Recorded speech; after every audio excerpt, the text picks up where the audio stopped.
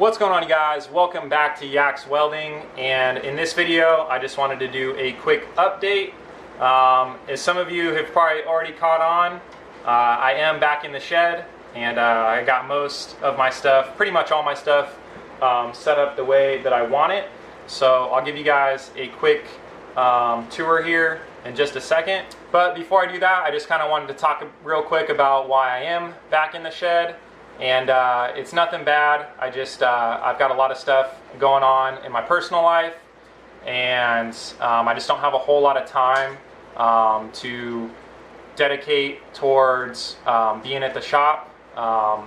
So some of you know that once I got out here to North Carolina, I hooked up with my buddy Joe, and he had a shop called Patriot Performance. He's an awesome dude. I have nothing but great things to say about him. And if you're watching this, Joe, thanks, man, for everything, and yeah, super grateful for the opportunity to work out of your shop. So the reason that I moved out of the shop is, well, there's kind of multiple reasons. Recently had a new baby, so that's been a lot of work, a lot of late nights staying up, and a lot of time dedicated towards that, as any of you fathers know. So another reason is I ended up going back to work full time. When I was at the shop, it was kind of at the height of the whole COVID thing. So I wasn't going into work, and I was afforded the opportunity to just go to the shop and kind of work all day. And didn't have, you know, I had my one daughter, but she was older, and it wasn't too much of a stretch to make that happen.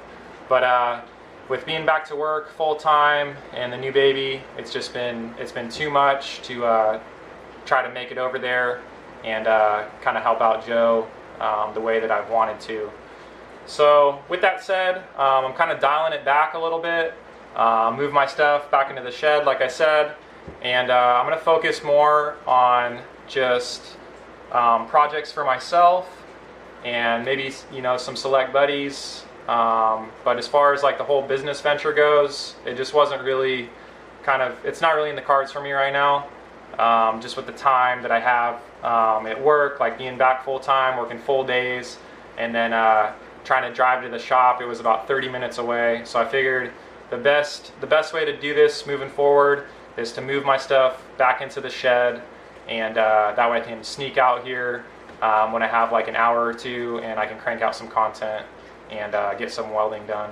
So I'm still going to be filming some stuff on the Civic. It's right outside the shed here. I'll be doing some fab work on that, and then I'm going to try to do some more like instructional videos and things of that nature. So yeah, it's been kind of a whirlwind the last 2 months with the new baby and being back to work full time. So I'm just trying to jump back into it. Usually these videos where you're given like an update when you haven't been on the channel for a while are kind of a struggle, but here I am, and yeah, I'm gonna give you guys a quick look at the shed. I have kind of switched some things up since I had first set my stuff up out here, so I'll give you guys a quick walk around, and that'll pretty much be the extent of this video. So here we go. Alright, so here's a quick look at the shed. I actually have a AC mini split coming for it. Before I used to have the little window unit, and it hardly did anything, mainly because this window's pretty small and I could only fit about a 5,000 BTU unit in here.